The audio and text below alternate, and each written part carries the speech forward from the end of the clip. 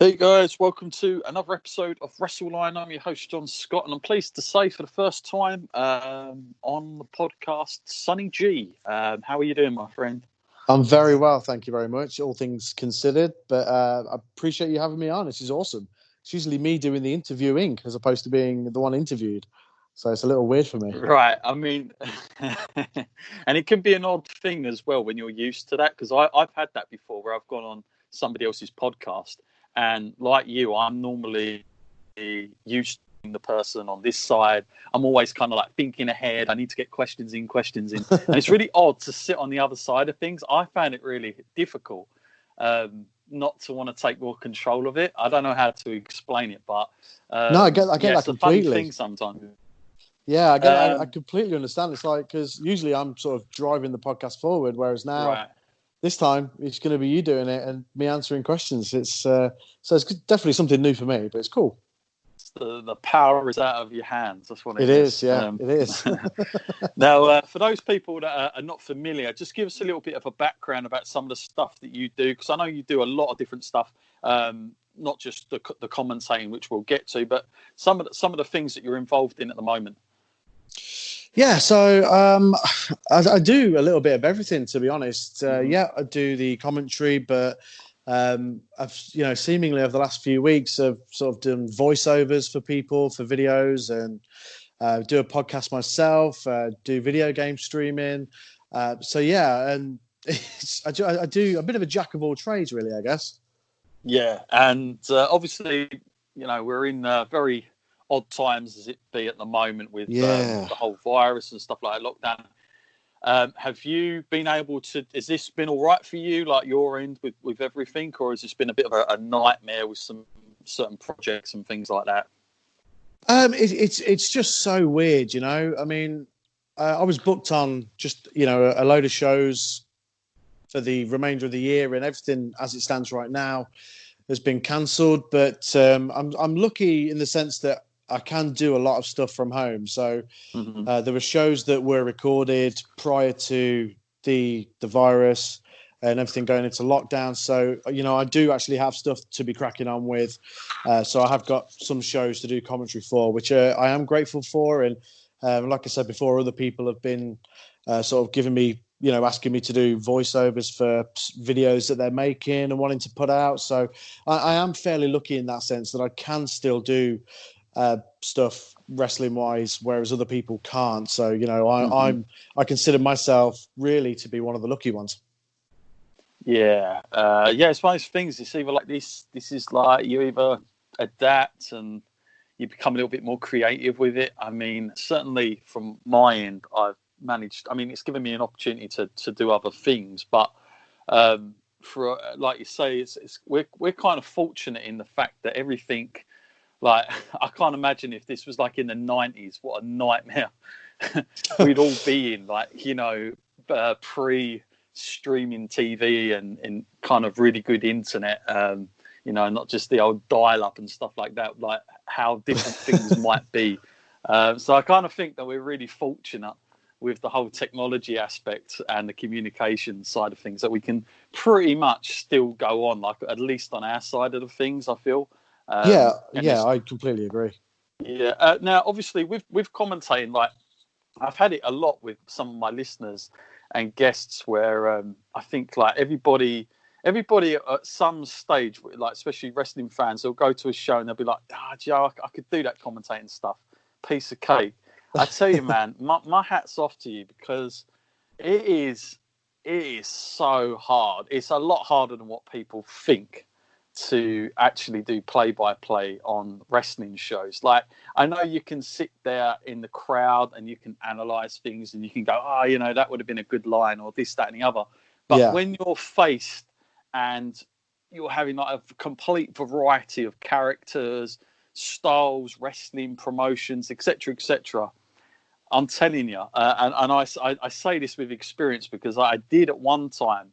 I was doing play-by-play very, very long time ago. And I tell you, mate, I did not sit well with it until I got on the other side where I was doing colour commentary. So I had someone with me that was doing like pretty much all the hard graft, and Right. I just charm in now and then as the heel colour guy, which was easy. I mean, it was really easy because you're just supporting the bad guys all the time, Sure, no yeah. matter what.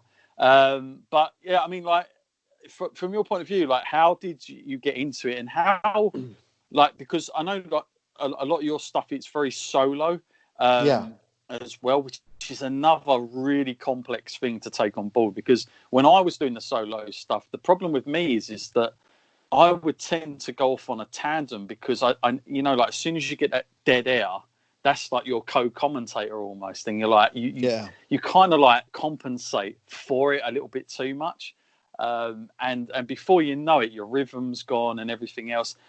Just tell us a little bit about your experiences with getting in it, and how you've come to have such a good grasp on it, really. To be honest, I mean, it's all I got into it simply by chance, because Right. I saw that Turnbuckle TV was starting out last year, and before they sort of went, I saw like Rich, who runs Turnbuckle TV. I saw him sort of doing a little bit of like just posting in like random forums that I was in on Facebook and stuff like that. So I just contacted him, and because I've always wanted to be involved in wrestling in some way. I didn't know what, but I've been watching wrestling my whole life. So I wanted to be involved, and I thought, oh, this could be a cool way for me to do something, at least. So I sent him a message, and, you know, we got talking, and we started sort of doing stuff together for Turnbuckle TV. And then I sort of, one day, I just said to him, I was like, look, you know, I'd love to have a chance at doing commentary. Never done it before, no experience at all. And he was like, okay, well, why don't you ask Tom, who is the guy who runs the promotion local to me, Wrestling in Hinckley, you know, if you can, you know, do commentary for their latest show, because they don't have commentary. So I was like, oh, okay. So I did it, and I just, it's weird. I feel like, because I've been watching wrestling my entire life, and I've always sort of done commentary in some sort of way. I mean, when I say that, I mean like with video game streaming and stuff like that. You know, you do sort of commentate, but it's not play by play. Right.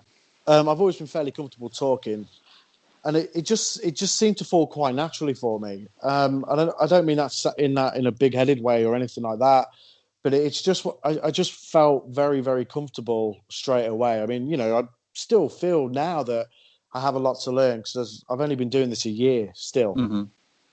So, yeah. But I mean, when I was I used to watch ECW, and Joey Styles used to do a lot of his stuff on his own. Right. Yeah, I was going to get to him. So, you know, I took a lot of inspiration from him, and a lot of, you know, because he did something that WWF commentators didn't do, and that was call a lot of the moves. Yeah.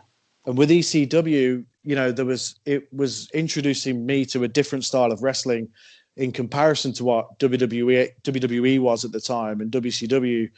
And Joey Styles was giving me a bigger variation of moves to learn and to pick up from watching that. So I've just, and you know what, that, and this is completely stupid, but playing wrestling video games.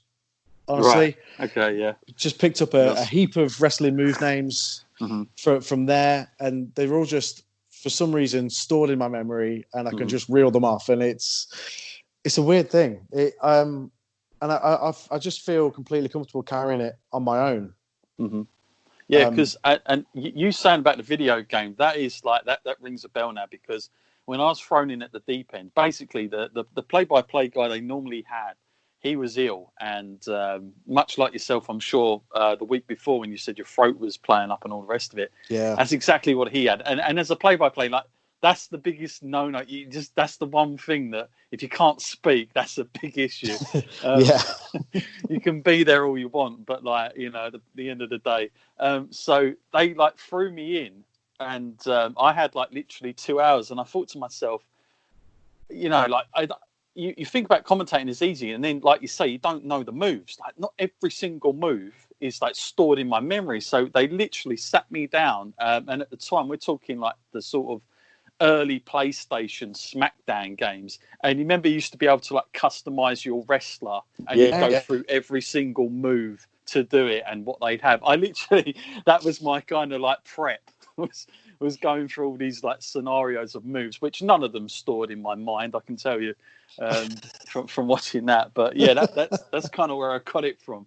But the moves, it is hard because then like sometimes certain guys, certain promotions, they'll have different variations of names for the same move. So like it might be a Mexican thing that's different culturally. It might just be that the guy themselves has or girl has literally come up with their own name for that move, and then it's just like another layer, isn't it? Like on top of that. So it's got to be challenging sometimes.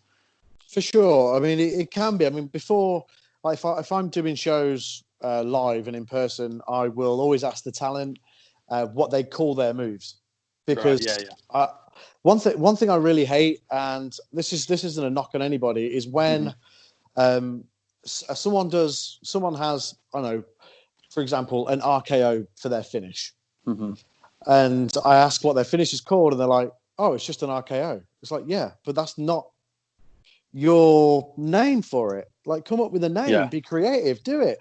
And I think a lot of people are, sometimes just too scared to name their moves for fear of sounding stupid or whatever, but they really don't. The beauty of wrestling is it can be whatever it needs to be, and you can be as outlandish and as creative as you really need to be. And I love when wrestlers do have moves for their names, that they come to me and they're like, yeah, this is what this is called, and this is what this is called, and it's like, yeah, that's great, that's perfect.